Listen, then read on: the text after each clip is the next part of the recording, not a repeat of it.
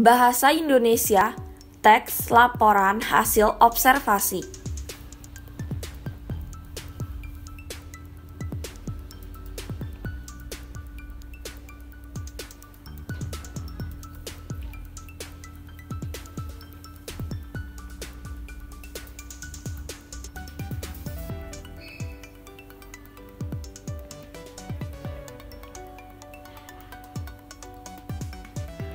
Satu, mengidentifikasi isi teks laporan hasil observasi.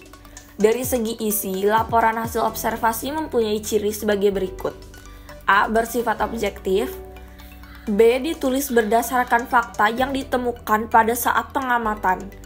C. Tidak mengandung hal-hal yang bersifat menyimpang, dugaan-dugaan yang tidak tepat, atau memihakkan terhadap sesuatu. D. Ditulis secara lengkap.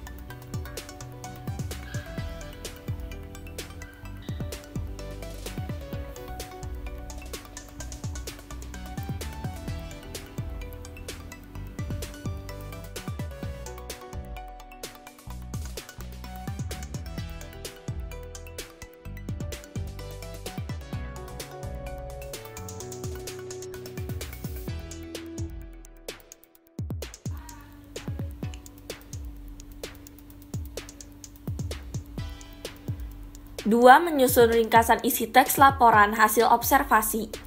Sebuah ringkasan pada dasarnya merupakan rangkaian pokok-pokok pikiran yang dirangkai menjadi satu dengan tetap memerhatikan urutan isi bagian demi bagian, dan sudut pandang atau pendapat pengarang tetap diperhatikan dan dipertahankan.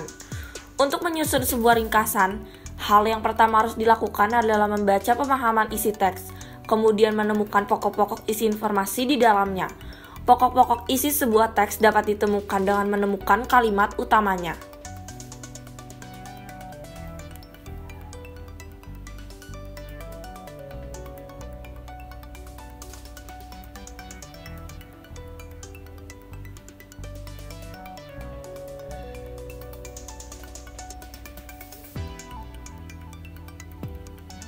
Tiga, menyimpulkan fungsi teks laporan hasil observasi. Laporan hasil pengamatan dapat berfungsi untuk memberitahukan atau menjelaskan tanggung jawab tugas dan kegiatan pengamatan. Hasil observasi terhadap suatu objek juga dapat berfungsi untuk memberitahukan kepada pihak berwenang atau terkait suatu informasi dan kemudian dijadikan dasar penyusunan kebijakan.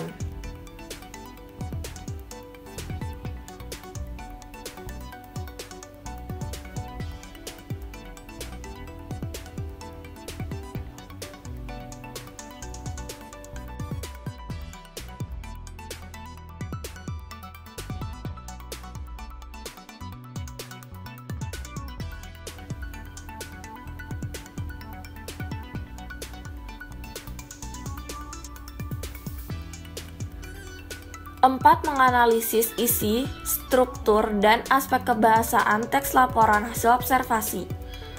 Teks laporan hasil observasi mengemukakan fakta-fakta yang diperoleh dari hasil pengamatan, bukan hasil imajinasi.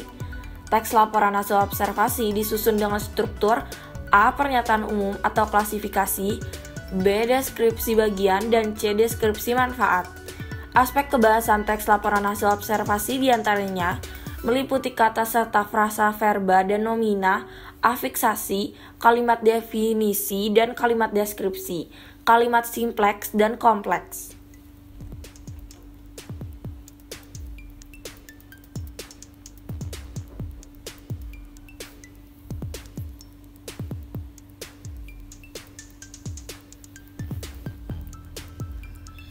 Lima, mengonstruksikan teks laporan hasil observasi. Menyusun teks laporan hasil observasi dapat dilakukan dengan langkah-langkah berikut. 1. Menentukan objek yang akan diamati. 2. Menyusun jadwal observasi yang akan dilakukan. 3. Melakukan observasi terhadap objek tersebut dengan menyiapkan pertanyaan atau poin-poin pengamatan terlebih dahulu. 4. Mencatat hasil observasi kamu bila memungkinkan siswa diminta mengambil foto dan memvideokan observasi. 5. Menyusun teks laporan hasil observasimu dengan memperhatikan ketepatan isi, struktur, dan kaidah kebahasaannya.